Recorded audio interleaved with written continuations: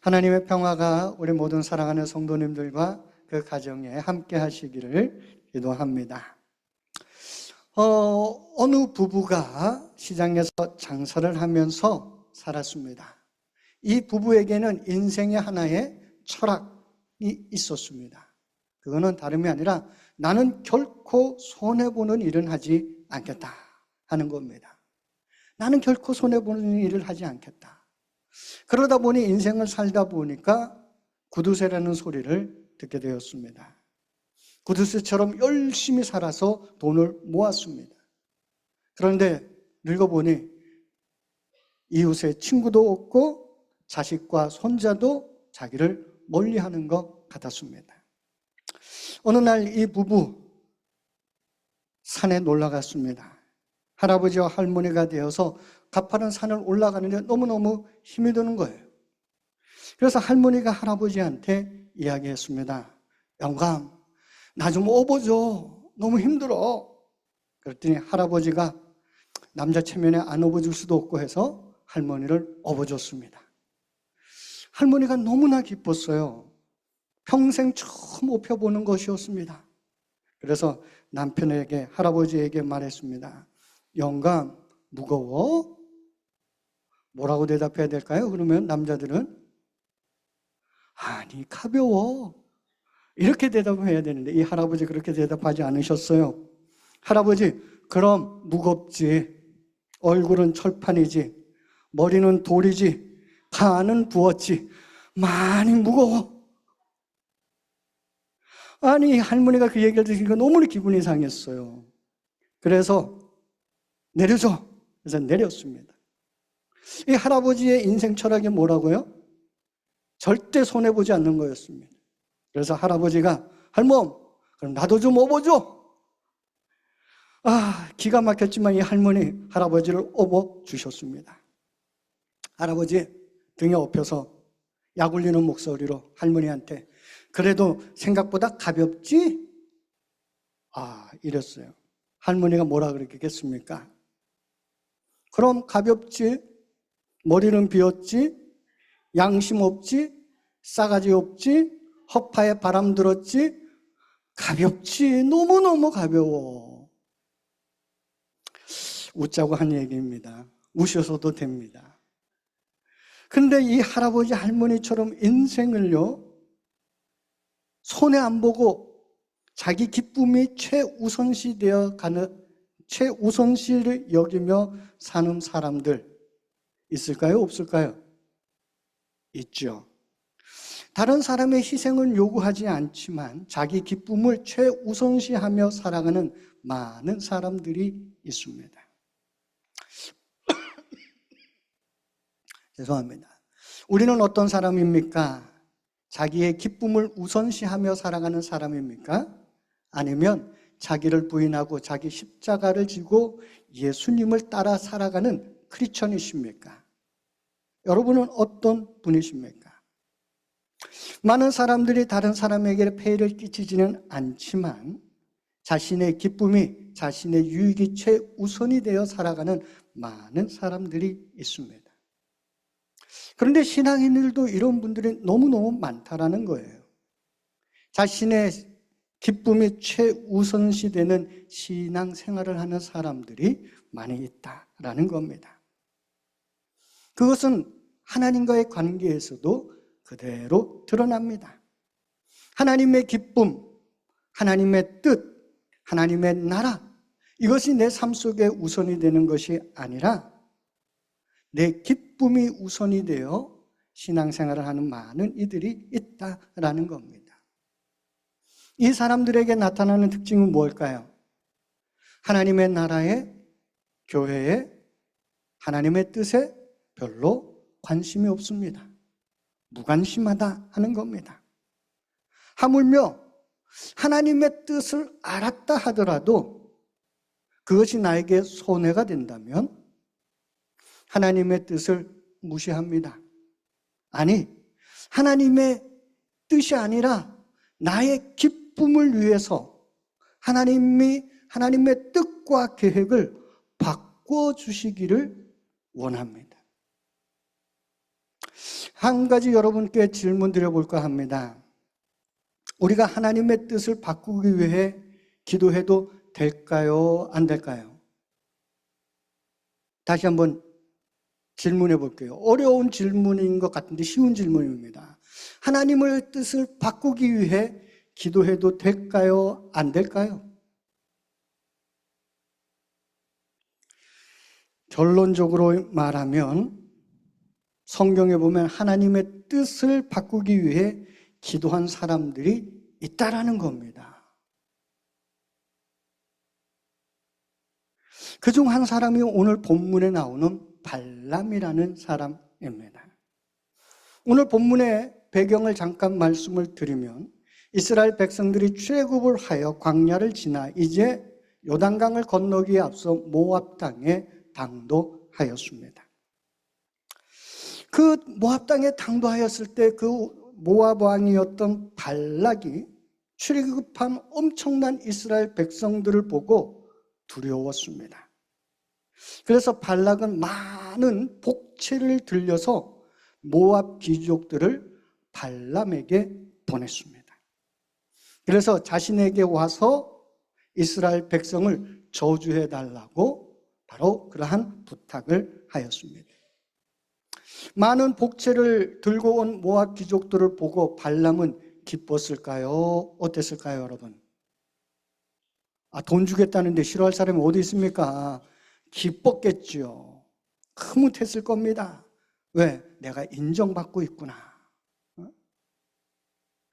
이 발람, 이 모압 귀족들에게 민수기 22장 8절을 보니까 이렇게 얘기했습니다.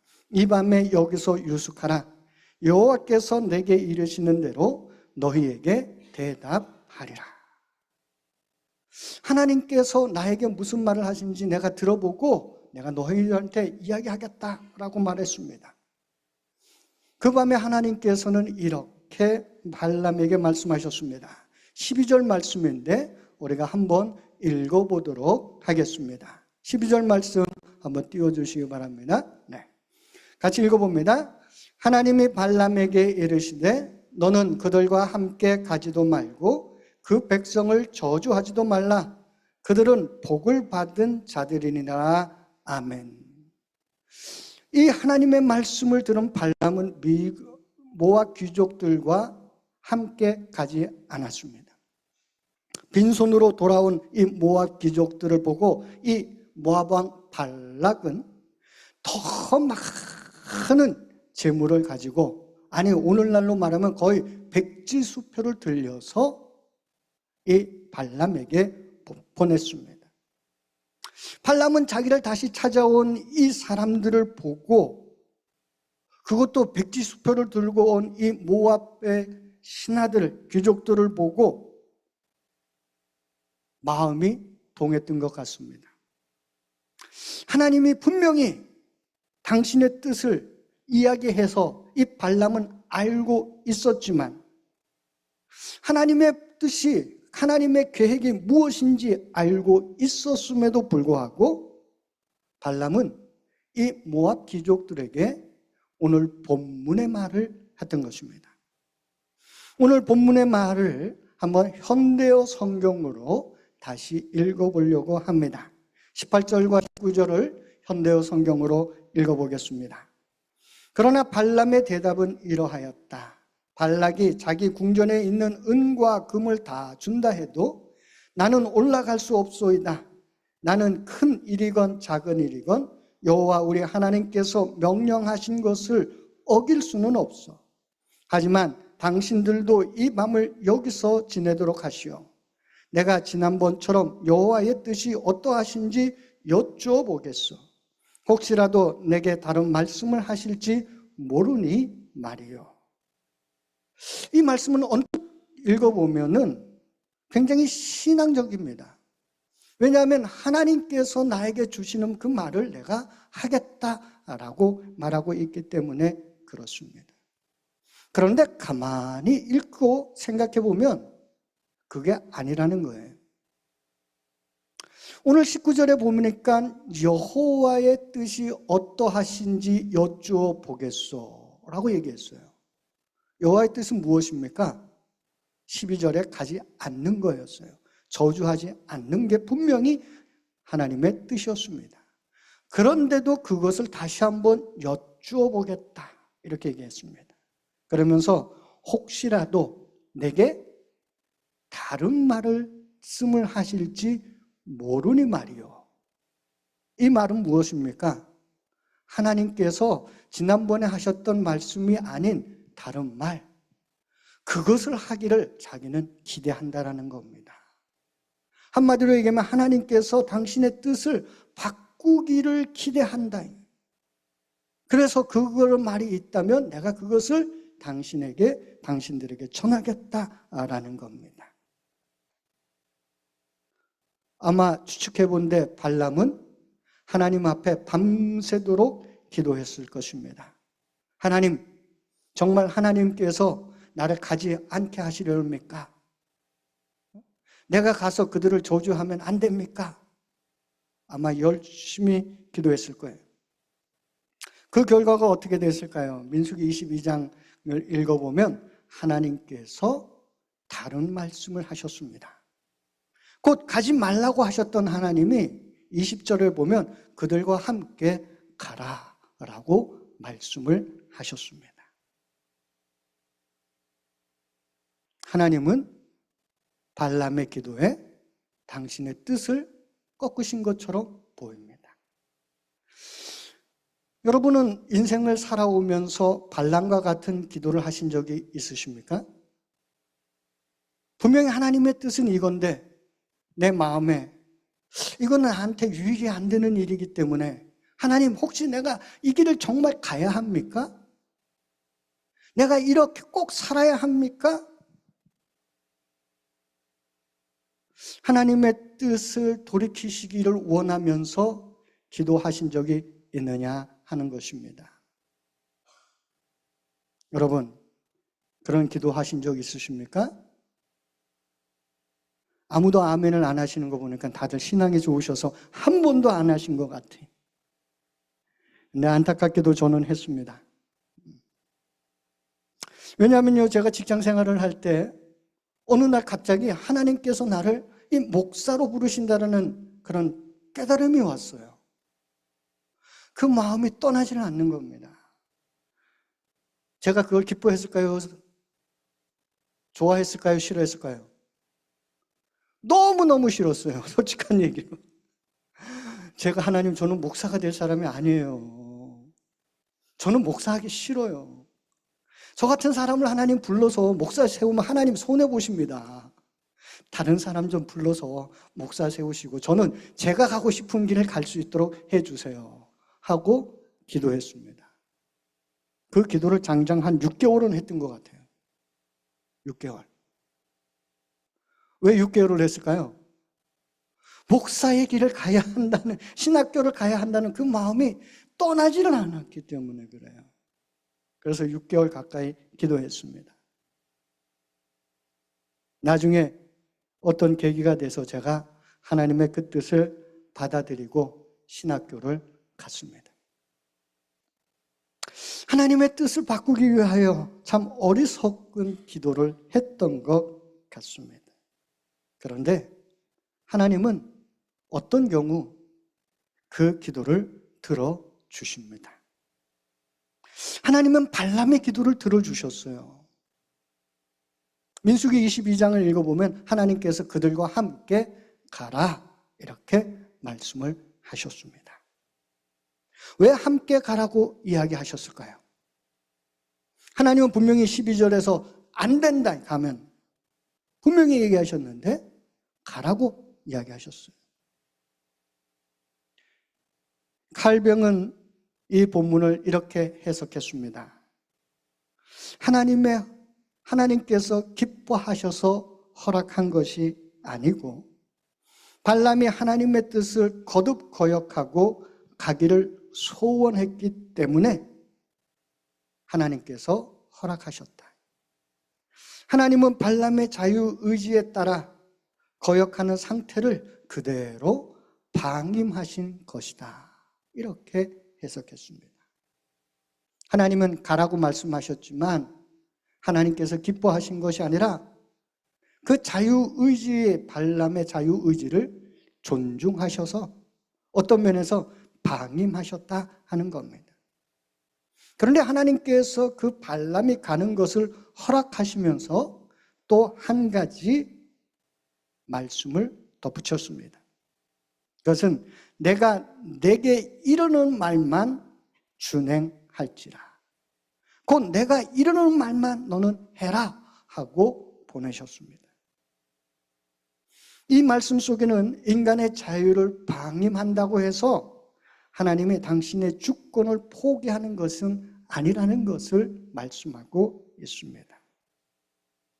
하나님은 발람을 당신의 뜻을 세상에 전하는 도구로 사용하시기 위해 그의 잘못된 소원, 그 사악한 소원을 허용하셨다라는 겁니다.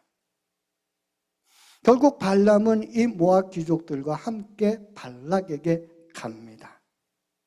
그래서 이 발람이 발락에게 가서 어떤 일을 행하였느냐? 민수기 22장부터 24장의 말씀을 읽어보면 발람은 하나님의 뜻을 온전히 전한 것처럼 보입니다. 곧 이스라엘 백성들을 저주하지 않고 축복하는 것으로 민수기 24장까지 끝이 납니다.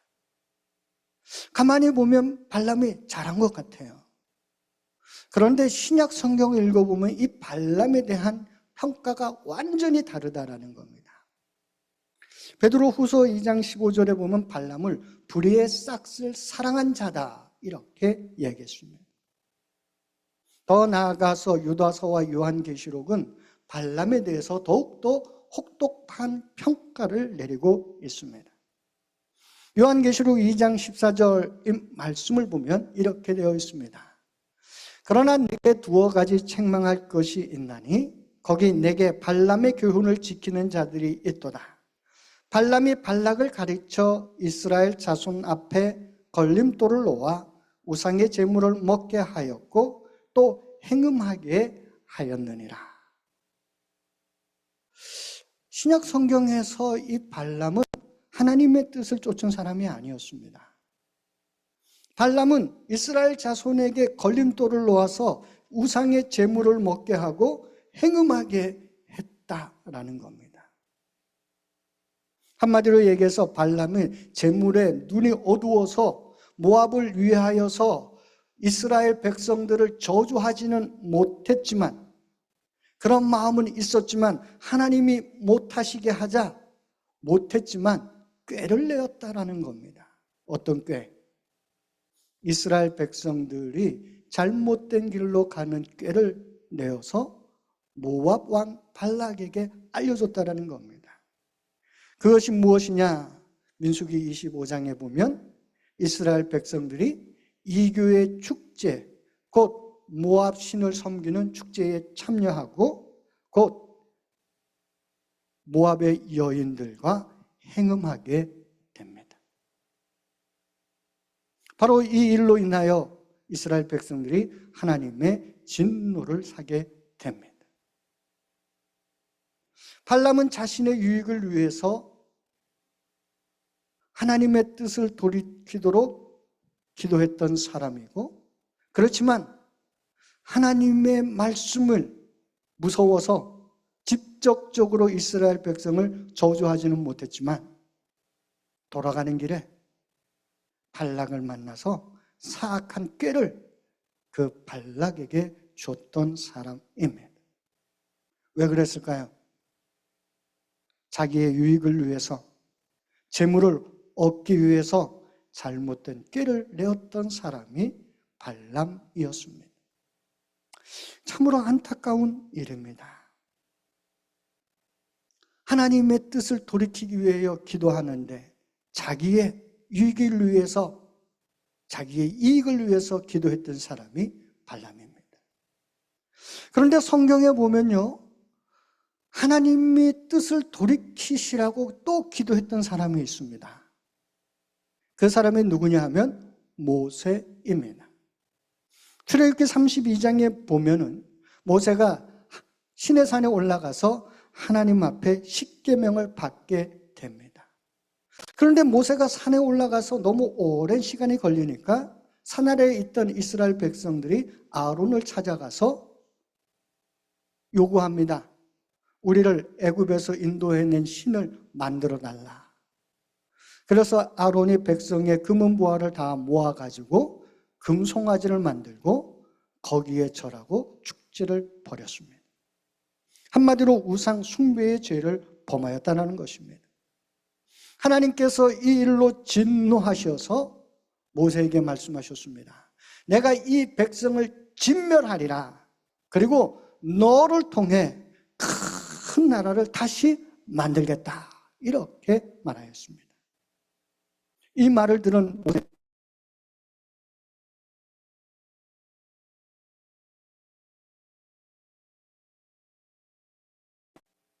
하나님 그렇게 하지 마시옵소서 하고 기도하였습니다. 한마디로 하나님 뜻을 돌이켜 주시옵소서. 하나님 그렇게 하시면 안 됩니다 하고 기도하였습니다. 우리는 그것을 모세의 중보 기도라고 합니다. 하나님은 모세의 기도를 듣고 어떻게 하셨을까요? 출애굽기 32장 14절에 보니까 여호와께서 뜻을 돌이키사 말씀하신 화를 그 백성에 내리지 아니하시니라. 하나님께서 뜻을 돌이키셨다라는 겁니다. 하나님 앞에 모세가 어떻게 기도하였기에 하나님께서 뜻을 돌이켰을까? 출애굽기 32장을 읽어보면 모세는 두 가지를 주장하면서 하나님 앞에 기도하였습니다. 첫 번째 하나는 하나님, 주께서 이스라엘 백성을 이곳에서 다 진멸하시면 하나님이 악한 의도를 가지고 이스라엘 백성들을 출애굽시켰다고 애굽 사람들이 말하지 않겠습니까? 그렇게 된다면 하나님의 영광이 가려지게 될 것입니다. 이렇게 기도했습니다. 둘째, 이 또 모세가 기도할 때 하나님, 아브라함과 이삭과 야곱에게 약속하셨던 약속이 있지 않습니까? 너희 자손이 하늘의 별같이 많아지고 온 땅에 충만하게 하겠다고 하시는 하나님의 약속을 지키십시오. 그 약속을 기억하시고 그 약속을 지켜주십시오 라고 모세가 기도하였습니다. 그래서 하나님께서는 그 모세의 기도를 듣고 당신의 뜻을 돌이키시고 화를 그 백성에게 내리지 아니하셨다 하는 것입니다. 모세와 발람 둘 다 하나님의 뜻을 돌이키기 위해 기도했습니다. 이 둘에게 어떤 차이가 있습니까? 발람은 자신의 유익을 위해서 기도했습니다. 하지만 모세는 이스라엘 백성 그 공동체를 위해서 또 하나님의 영광을 위해서 기도했습니다. 다른 것입니다. 우리는 발람처럼 기도하는 사람이 아니라 모세처럼 기도하는 사람이 되어야 할 줄로 믿습니다. 아멘. 모세처럼 기도할 수 있는 사람이 되어야 합니다. 그런데요, 또 성경에 보면 발람과 모세 말고도 하나님의 뜻을 돌이키기 위해서 기도한 또 다른 한 분이 계십니다. 누굴까요, 여러분? 너무나 잘 알아요. 예수님이에요, 예수님. 예수님 십자가를 앞에 두고 겟세마네 동산에 올라가셨습니다. 그리고 이 동산 올라가셔서 얼마나 애쓰고 힘써서 기도했는지 땀이 핏방울이 되어 떨어졌더라 하고 성경에 기록하고 있습니다. 정말 열심히 기도했다는 거예요. 뭐라고 우리 예수님이 기도하셨습니까? 이렇게 기도하셨습니다. 아버지여, 만일 아버지의 뜻이거든 이 잔을 내게서 옮기시옵소서. 하나님, 제가 꼭 십자가를 져야 되겠습니까? 너무너무 힘이 듭니다. 너무너무 두렵기도 하고 그 고통을 내가 견뎌낼 자신이 없습니다. 하나님, 그 고통의 잔을 내게서 옮겨 주십시오. 예수님께서 하나님께 기도하였습니다. 기도하는 그 순간 하나님은, 우리 성부 하나님은 예수님께 뭐라고 대답하셨을까요, 여러분? 뭐라고 대답하셨을까요? 사람들은 하나님의 기도 응답에는 세 가지가 있다고 합니다. Yes, No, Wait가 있다고 합니다. 그렇다면 하나님은 이 예수님의 기도에 뭐라고 대답하셨을까요? Yes, No, Wait라고 기도하셨을까요? 그 응답하셨을까요? 제가 추측하는 것은 하나님, 우리 성부 하나님은 성자 예수님의 기도에 침묵하셨을 것입니다. 침묵. 아무 말도 안 하셨을 거예요.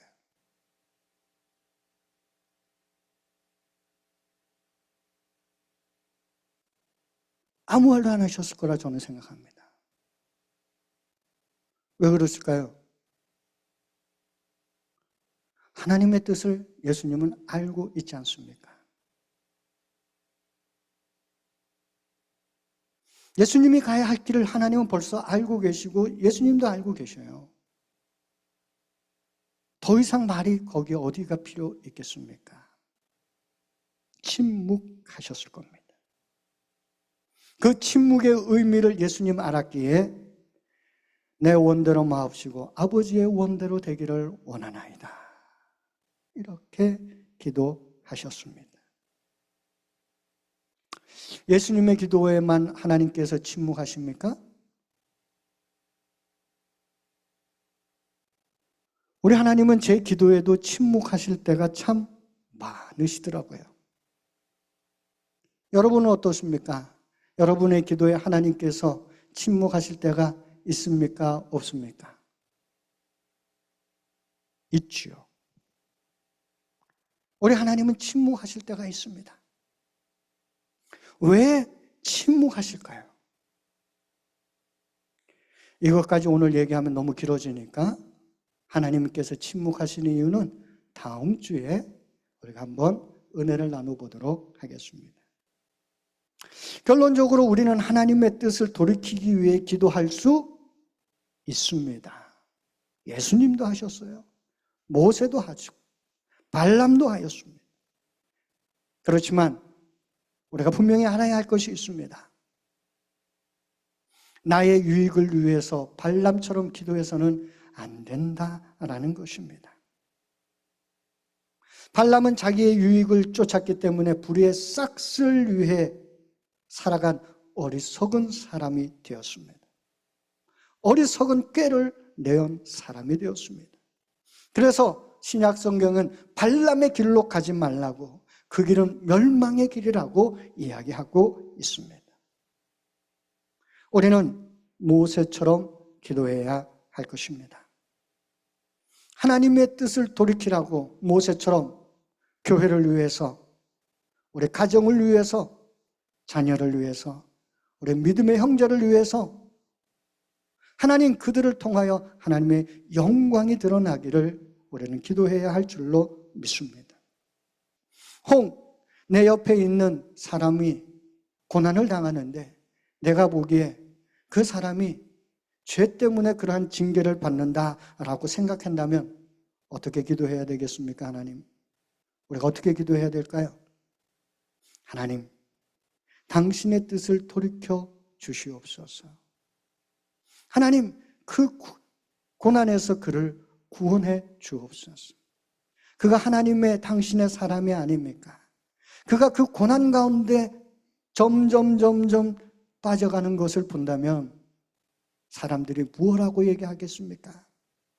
하나님께서 저를 구원하시더니 저를 그 고난 속으로 밀어넣었다라고 하지 않겠습니까?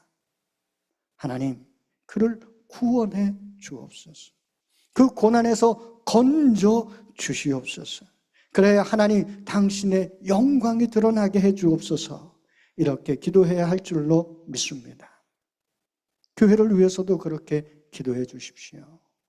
교회가 어렵고 교회가 힘들 때 하나님 앞에 하나님 당신의 영광을 우리 교회를 통하여 드러나게 해달라고 기도해 주십시오. 나라를 위해서도 우리 조국을 위해서도 우리가 사는 이 캐나다를 위해서도 그렇게 기도해 주십시오. 혹 하나님의 뜻이 심판과 징계에 있다 할지라도 우리가 하나님 앞에 기도한다면, 모세와 같이 기도한다면 하나님께서 뜻을 돌이키시사